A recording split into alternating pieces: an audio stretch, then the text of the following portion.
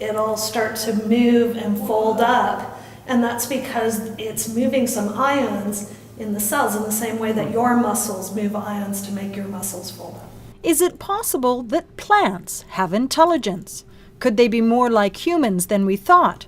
That scientific question was a great platform for some research collaboration that brings two diversely different disciplines together. Michael Pollan wrote this book called The Botany of Desire, and it basically is like, oh, apples are smart.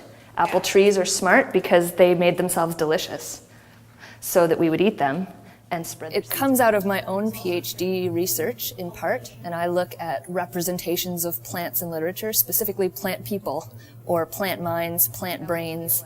I work in an area called eco-criticism, which is interested in how we represent nature around us. It's a subset of nature writing research. Pollination is an act of manipulation, so the plants make flowers. From a scientific perspective, we think of the plants as organisms that respond to the world by producing chemicals. We look at the shapes of the molecules, and we look at how those molecules affect our brains. And so we think of them as an organism we're interacting with. When you introduce Sonnet's piece around the language we use, you start to realize that we build in some preconceived assumptions. So for example, if you think of a male and female flower, you think of the male flower as more active and the female flower as more passive because we assigned them a gender in the language we used to describe them.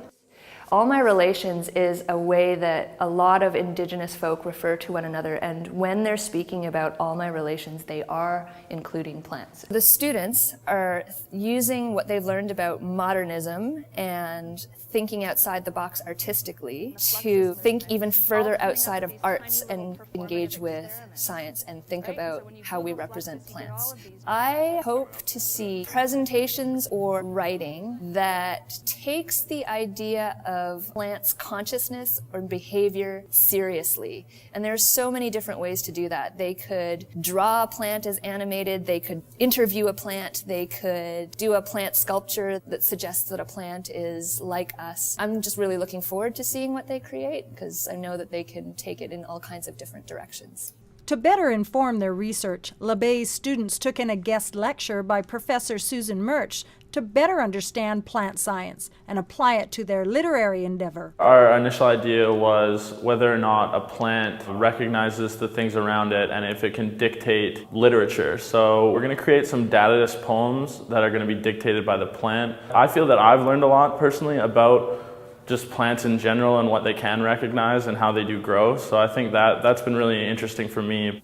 I'm really excited about it. It forces creative writing students to go beyond their comfort zone and sort of expand their knowledge base by engaging plants and science into their writing. Like natural history and poetry split off into scientific disciplines. There was a lot of interest. It's important for creative writing students to understand that an artistic way of questioning the world has value in the same way that a scientific way of questioning the world does.